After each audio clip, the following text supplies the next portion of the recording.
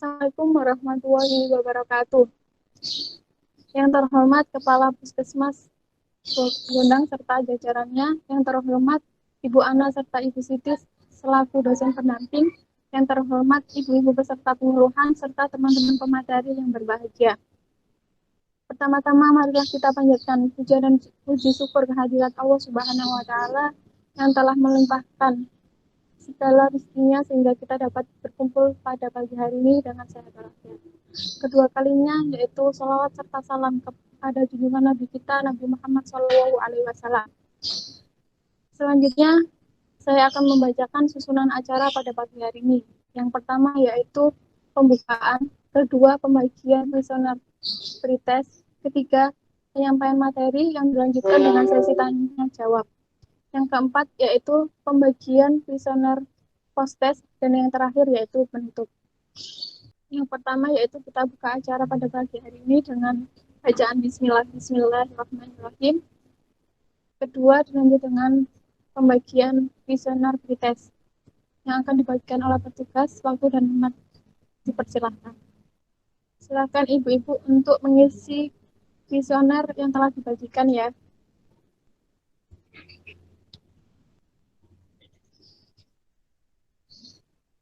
Apakah sudah? Ya, sudah. Sekiranya waktu sudah cukup, memasuki acara yang ketiga yaitu penyampaian materi yang akan dibagi 3 sesi. Yang pertama yaitu materi balita di bawah garis merah yang akan disampaikan oleh Saudari Tobagus. Materi kedua yaitu pemberian makanan tambahan oleh Saudari Maya. Dan yang ketiga yaitu materi demo masak yang dipandu oleh Saudari Cindy. Yang pertama yaitu materi balita di bawah garis merah. Waktu dan tempat dipersilakan untuk Saudari Tobagus.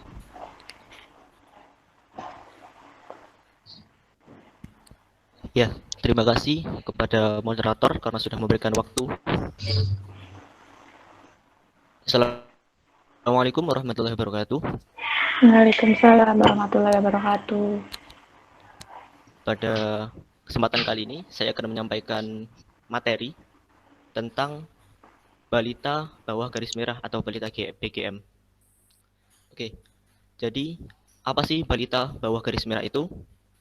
Balita bawah garis merah atau balita BGM adalah balita yang ditimbang berat badannya berada pada garis merah atau di bawah garis merah pada KMS atau kartu menuju sehat. Kondisi ini berarti balita tersebut mengalami gangguan pertumbuhan dan perlu perhatian khusus. Kondisi balita BGM merupakan sebuah gambaran status gizi balita yang mengalami kekurangan energi protein atau KEP, baik sedang maupun berat. Next.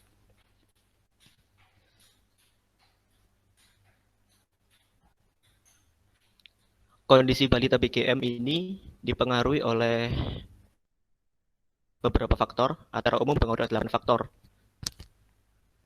Yaitu yang pertama, tingkat pendidikan. Tingkat pendidikan yang dimaksud adalah tingkat pendidikan orang tua, khususnya tingkat pendidikan ibu, yang menjadi salah satu faktor untuk mengetahui tingkat pengetahuan gizi ibu. Semakin tinggi pendidikan ibu, maka semakin mudah bagi ibu untuk memahami informasi. Kemudian, faktor kedua yaitu tingkat pengetahuan.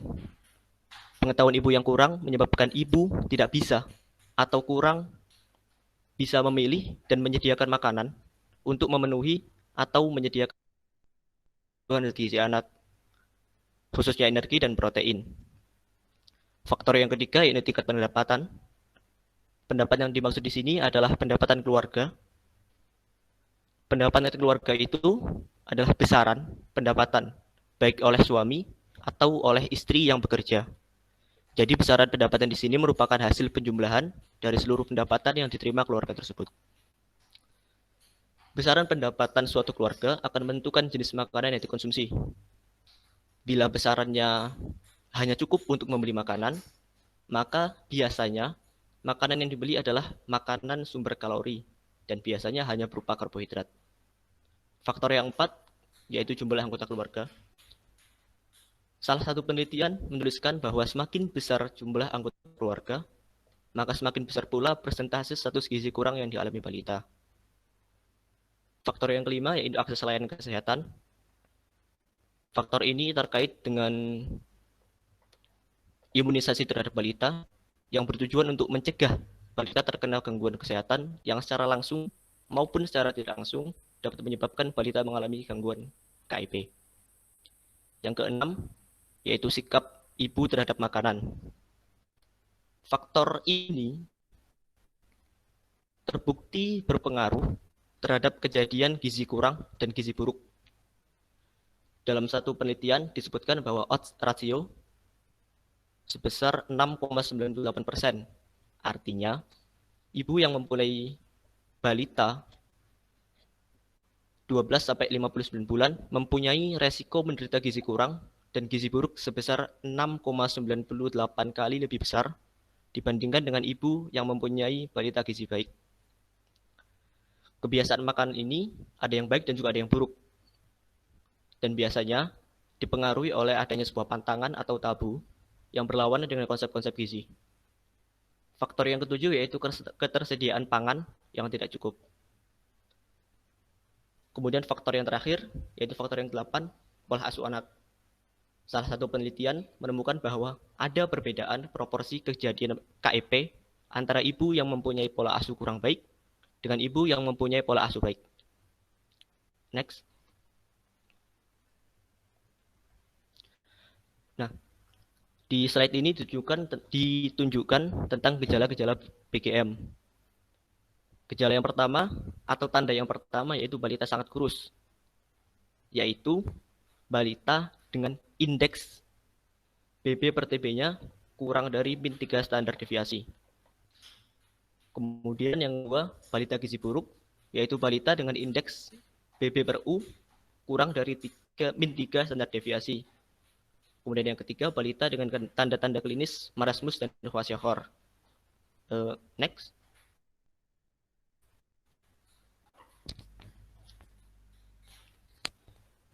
Tadi disebutkan bahwa salah satu gejala atau tanda balita BGM adalah mengalami tanda-tanda marasmus dan kwashiorkor.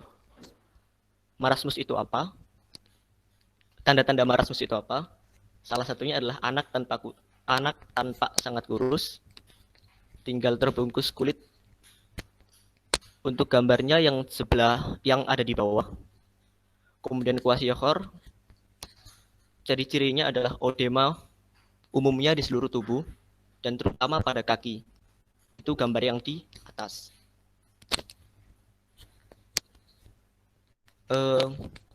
Mungkin cukup materi dari saya. Apabila ada salah, saya minta maaf. Assalamualaikum warahmatullahi wabarakatuh. Saya kembalikan ke moderator. Baik, terima kasih untuk materi yang pertama. Selanjutnya, yaitu materi kedua tentang pemberian makanan tambahan oleh saudari Maya. Waktu dan tempat saya persilahkan. Oke, terima kasih atas waktu yang telah diberikan dari moderator. Selanjutnya, saya akan membahas tentang PMT. Nah, di sini, dari ibu-ibu, adakah yang tahu singkatan dari PMT itu apa? Belum. Tahu. Ya, coba ibu yang kerudung merah.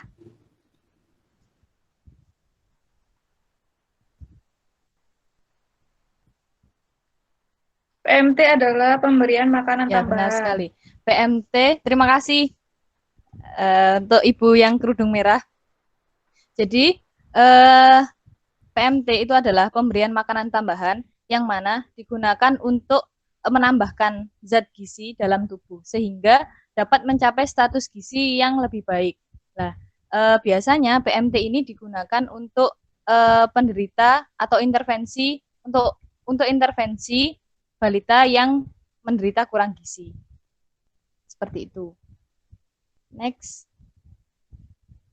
Next. Next. Oke. Nah, PMT ini dibagi menjadi dua, yaitu PMT pemulihan dan PMT penyuluhan. Bedanya dari PMT pemulihan dan penyuluhan ini, yang PMT pemulihan yaitu digunakan untuk meningkatkan status gizi pada sasaran.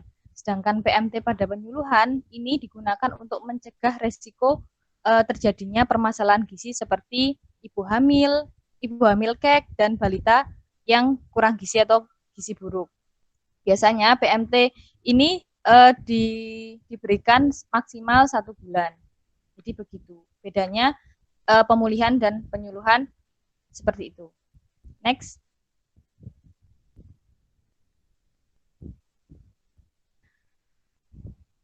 Selanjutnya, untuk pemberian PMT ini ada berbagai ketentuan. Yang pertama, untuk pemberian makanan tambahan untuk balita 6 sampai 59 bulan dengan kategori BB per TB itu biasanya digunakan untuk indeksnya itu min 2 standar deviasi. Nah, jadi seperti itu untuk pemberian PMT. Nah, terus biasanya untuk umur 6 sampai 59 itu biasanya diberikan makanan tambahan berisi 4 keping biskuit. Untuk sedangkan usia 12 sampai 59 bulan itu biasanya diberikan biskuit sebesar 12 keping atau 3 bungkus per hari. Dari beberapa itu PMT itu memiliki syarat yaitu harus mudah dicerna. Seperti biskuitnya itu bisa langsung dimakan atau bisa ditambahkan dengan air. Dan juga PMT itu harus dihabiskan karena untuk mencukupi zat gizi tersebut sehingga untuk mencapai status gizi yang maksimal. Next. Ya, biasanya untuk pemantauan dan evaluasi dari PMT ini biasanya menggunakan 2 cara, yaitu menggunakan cara formulir dan menggunakan cara aplikasi EPPBGM, yaitu elektronik pencatatan pelaporan gizi berbasis masyarakat, seperti itu. Tapi nanti kita akan melanjutkan PMT ini dengan contoh-contoh PMT yang lain. Terima kasih, mungkin itu saja materi dari saya kembalikan ke moderator. Baik, terima kasih untuk penjelasan materi yang kedua. Selanjutnya yaitu materi ketiga, demo masak yang akan dipandu oleh saudari Cindy. Waktu dan tempat dipersilakan.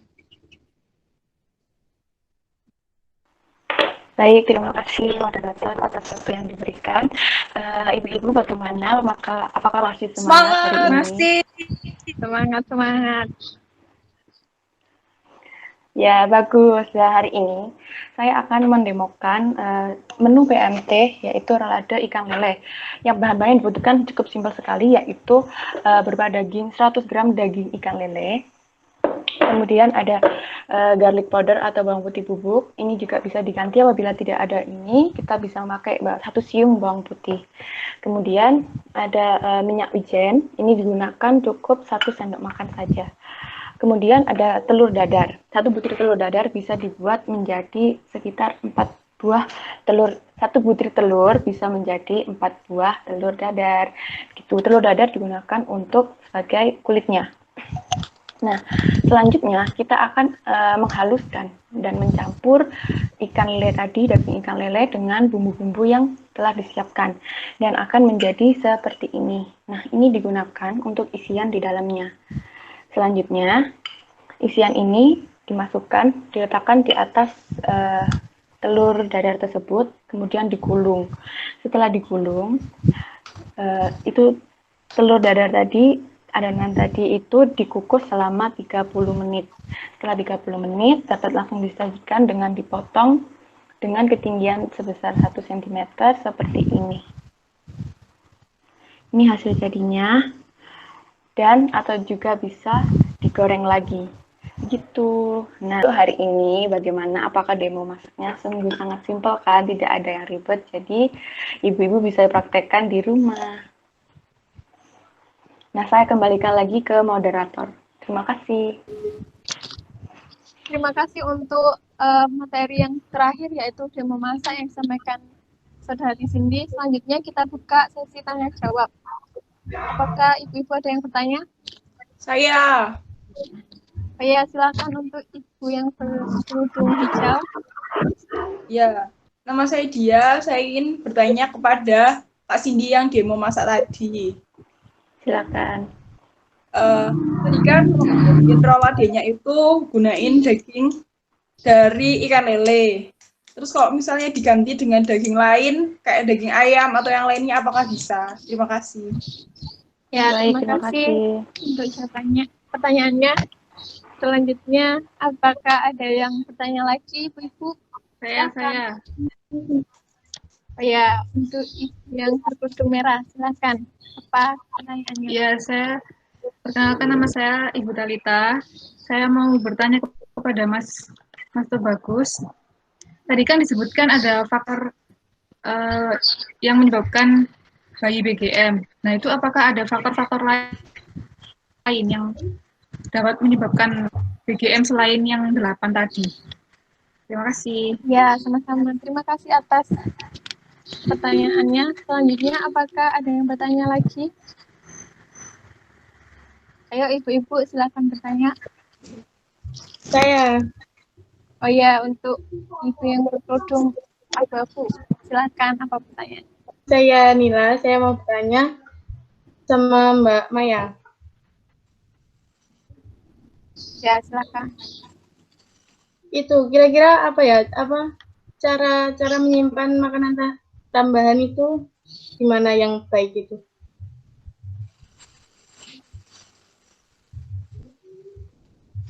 Sudah pertanyaannya?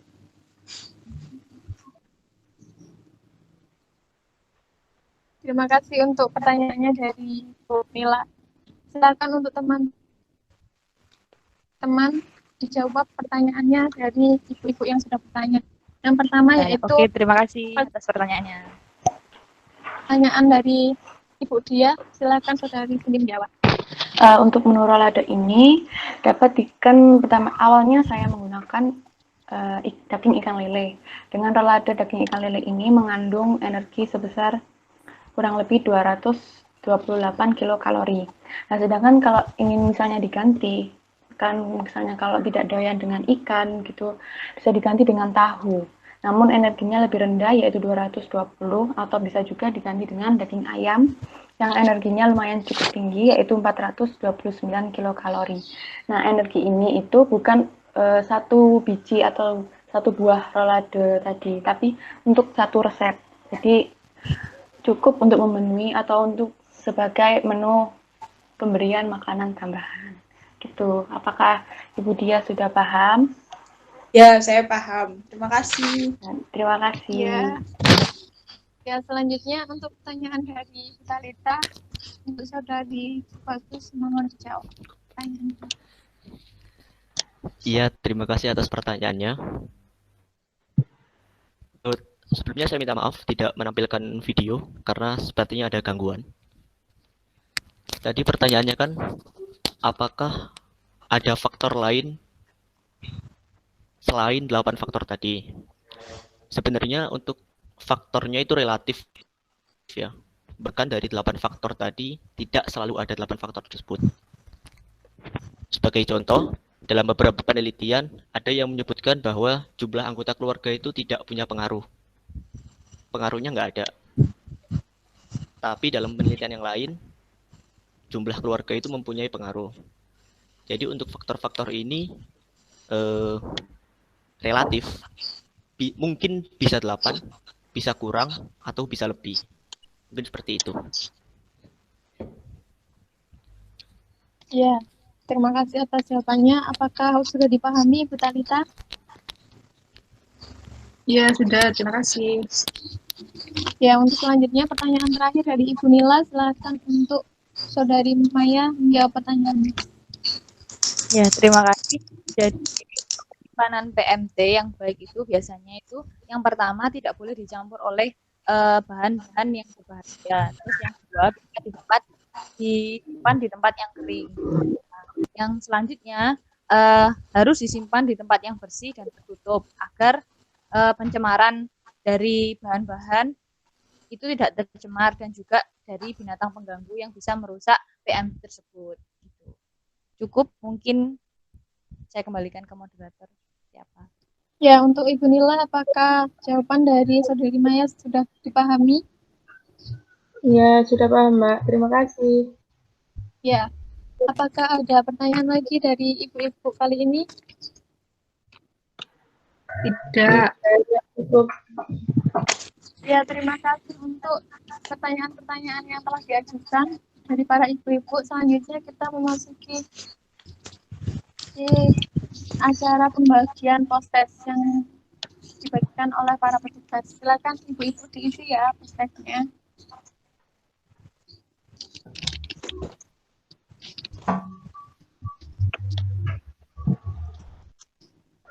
Apakah sudah selesai isi post-testnya? Sudah. Sudah selesai. Sudah. Sekiranya waktu sudah cukup. Nah, yang terakhir yaitu penutupan. Sebelum kita tutup acara ini, saya selaku moderator mohon maaf bila ada salah kata. Mari kita tutup acara pagi hari ini dengan bacaan Alhamdulillah. Alhamdulillah. Alhamdulillah. Wassalamualaikum warahmatullahi wabarakatuh. Waalaikumsalam warahmatullahi wabarakatuh. Alhamdulillah.